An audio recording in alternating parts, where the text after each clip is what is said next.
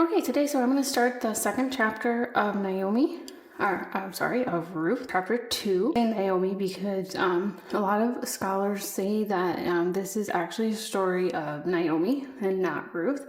So that's what I was thinking when I said that. Chapter 2, the key theme is grace. So we'll go ahead and read it, and then I'll share some of the things that I've learned in this chapter. So chapter 2, Ruth meets Boaz. So now Naomi has a relative of her husband, a worthy man in the clan of Elimelech, whose name was Boaz. And Ruth the Moabite said to Naomi, "Let me go into the field and glean among the ears of grain after him, in whose sight I shall find favor." And she said to her, "Go, my daughter." So she set out and went and gleaned in the field after the reapers. And she happened to come to the part of the field belonging to Boaz, who was from the clan of Elimelech. And behold, Boaz came from Bethlehem. He said to his reapers, "The Lord be with you." And they answered, "The Lord bless you."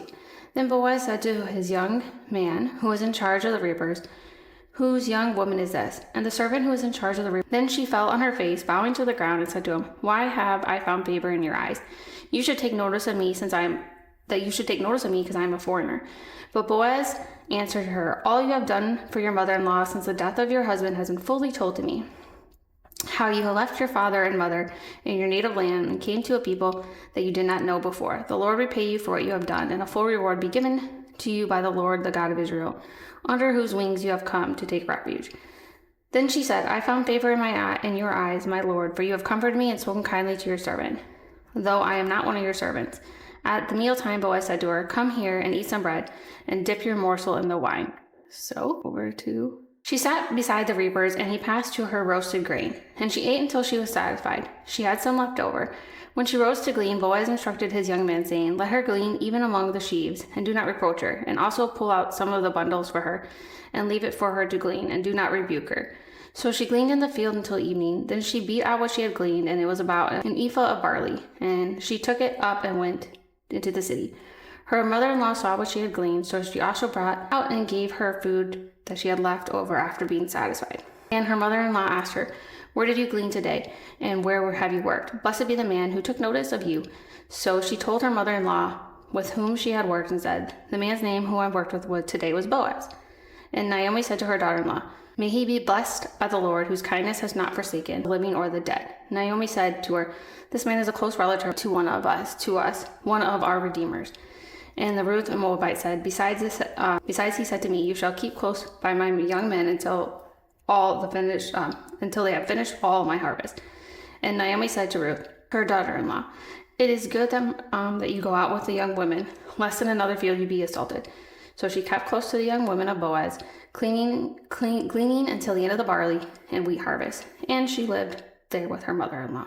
So some of the things that I've noticed, like I said, grace is the main thing here for chapter 2. Grace in Bethlehem. Problem, they need food, provision, and protection, and redemption. Boaz is a mighty man. If I remember in David, if you read about David before, he had mighty men. The other husband and the other two sons were like weak men, or kind of like in the Hebrew, behind the Hebrew words of their names, that's what they kind of mean, is like kind of like weak men. When we're supposed to see that shocking difference. Recognizing the need for forgiveness, for grace. So they need grace. They need that food, protection, and provision. So she happened to, so it wasn't like by chance that she ended up in this field. It was God's providence. So we're meant to see that as well. She experienced grace. So Boaz was really nice to her, gave her water, gave her food. This was extravagant grace. So we're meant to see that. It's very overwhelming, abundant grace. Grace gives her direction. Also, grace gives her protection. And also, we're meant to see, of course, Boaz is the Redeemer who ultimately points us forward to Christ. And so we're seeing that redemption is coming. And that is where we have final provision and protection and redemption.